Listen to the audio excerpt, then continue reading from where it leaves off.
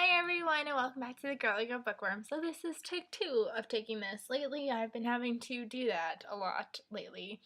People keep trying to come into my videos while I'm in the middle of filming. I was like this close to the end and then he had to talk. Drove me nuts. Whatever. Problems of filming YouTube videos, I guess. So this is a weekly wrap-up number 30 to be more specific. Oh my goodness, 30 wrap-up videos, that's crazy.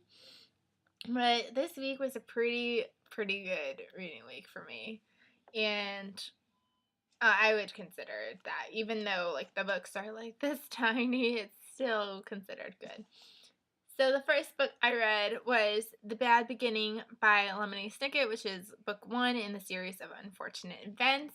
I gave this book 5 stars.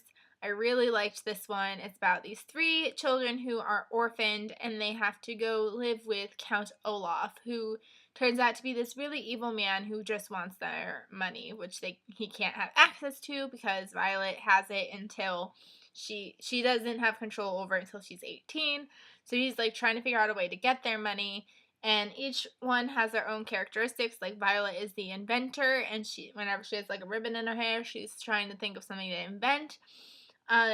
Klaus is the middle child, and he is kind of like the reader, and he likes to read a lot and learn about different things. And then the little baby, Sunny, likes to bite things. Yeah. So this book was quite interesting. I liked it. Obviously for a kid, I gave it 5 stars because I considered like what my kids would think, and I think my kids in my classrooms would really enjoy the series because it sounds like Lemony Snicket is talking to you and having a conversation while he's telling you the story, and whenever there's words that maybe like a kid might not know, it kind of explains it to them in a way they might understand. So I really liked this book. And then to continue on, I read The Reptile Room by Lemony Snicket. And this book I gave 4 stars. I didn't like it as much as the first one because I felt like it kind of followed the same storyline. Like Count Olaf shows up and he wants their money kind of thing, and Obi believes the kids that he's there. So it was kind of repetitive, and the endings are always the same. So I gave this 4 stars, and I said, I think that I gave this a 4-star rating because, like, there's snakes in here, and I gave Chamber of Secrets and Harry Potter the lowest score because of the basilisk. So I think I'm a little biased towards snakes because I don't like them. The next book I read was The Wide Window, which is book 3.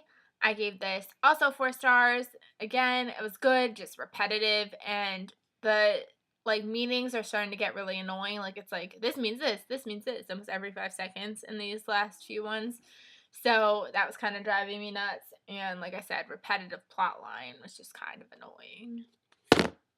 And then I read book 4, which is The Miserable Mill, and this one went back up to 5 stars for me because the plot line kind of changed a little bit. We don't see Count Olaf until like over 100 pages into the book, so I felt like it had a different plot line because you never knew what was going to kind of happen. So I gave this one 5 stars.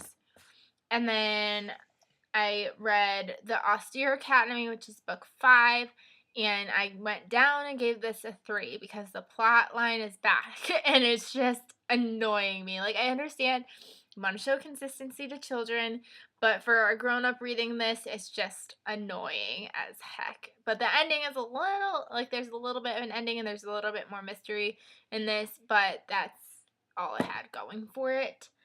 I cannot continue the series anymore because I do not have book 6 or 7, but probably it's a good thing because I could probably use a nice long break from those for now, just because the repetitiveness to read 13 back to back would be like insane. And then the last book I read, which isn't technically the last because I read it between the Miserable Mill and the Osteo Academy, was, oops, I almost brought a paper along with me, was Allegiant by Veronica Roth, and I have a video of my discussion / my thoughts, which is completely spoilery, so don't watch it if you don't want to be spoiled. But go there because I want to have a discussion. So go if you did read this. But I gave this 5 stars. I really enjoyed it. Even though I was completely heartbroken, I still really enjoyed this book. And I am so sad to see this series gone and over. But thank you, Veronica Roth, for these great, amazing characters and world. And that's all I read this week. It's still Friday. It's like 1 o'clock in the afternoon, so I might pick something else up. But the fact that I've read all of these this week, I'm kind of in the mood for like a break or an adult book.